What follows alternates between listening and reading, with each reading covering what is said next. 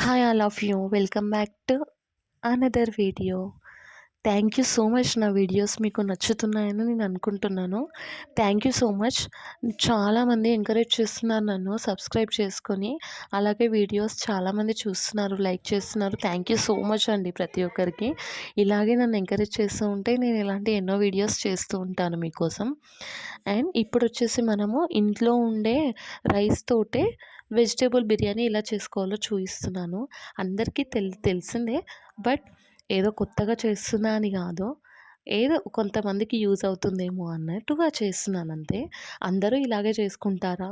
Varieties ఏమైనా వెరైటీగా చేసుకుంటారా? నాకు కామెంట్ బాక్స్‌లో చెప్పండి. ఏం లేదు, కుక్కర్ తీసుకొని ఆయిల్ వేసి అందులోనే మసాలా దినుసులు వేసేసిన తర్వాత అందులోనే వెజిటబుల్స్ అన్నీ కట్ చేసి వేసేసుకున్నాననమాట సింపుల్‌గా. వెజిటబుల్స్ అన్నీ కొంచెం కుక్ అయ్యాక అందులో కాస్త కర్డ్ వేసుకున్న, salt, turmeric powder, ginger garlic paste ఇవన్నీ వేసేసుకోవాలి. ఇవన్నీ వేసేసుకున్న తర్వాత అందులోనే కొంచెం సోయా చంక్స్ ఉంటాయి కదా! అవి నానబెట్టుకొని అవి కూడా ఇందులోనే వేసేసేయాలనమాట. అవి కూడా వేసేసి అందులో కరివేపాకు, కొత్తిమీర ఇవన్నీ వేసేసి ఫైనల్‌గా వాటర్ 1:2 రేషియోలో వేసేసుకొని కుక్కర్‌లో 2 విజిల్స్‌కి పెట్టేసుకుంటే సరిపోతుంది. వెజిటబుల్ బిర్యానీ రెడీ అయిపోతుంది. అంతే అండి, సింపుల్. చాలామంది సండేస్ వస్తే వెజిటేరియన్స్ అందరూ మ్యాక్సిమం చేసుకునేదైతే ఇదే. సండేస్ వచ్చినా, ఏమైనా ఫెస్టివల్స్ అయిన నెక్స్ట్ డే కూడా ఇలాగే చేసేసుకుంటామనమాట వెజిటేరియన్స్ అందరము. మేము వైశ్యాస్ కదా, వెజిటేరియన్స్.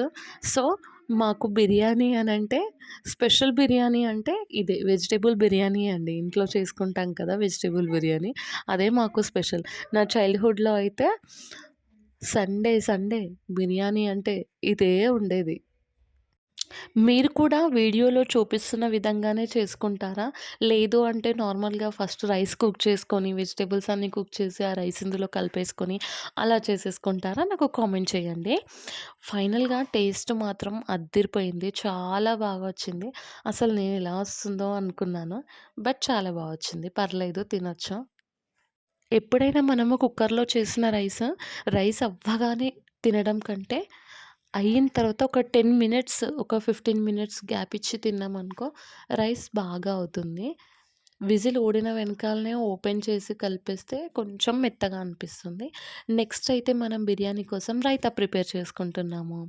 రైతాకైతే ఏం లేదు, నార్మల్ సింపుల్‌గానే చేసేసాను. కానీ ఇది కూడా చాలా పర్ఫెక్ట్‌గా వచ్చింది. ఇంట్లో ఉన్న కర్డ్ తోటే చేసేసాను. చాలా బా వచ్చింది. బిర్యానీ అంటే ఏందండి, రైతా, మసాలా వంకాయ ఉండాల్సిందే కదా! బెస్ట్ కాంబినేషన్ అంతే.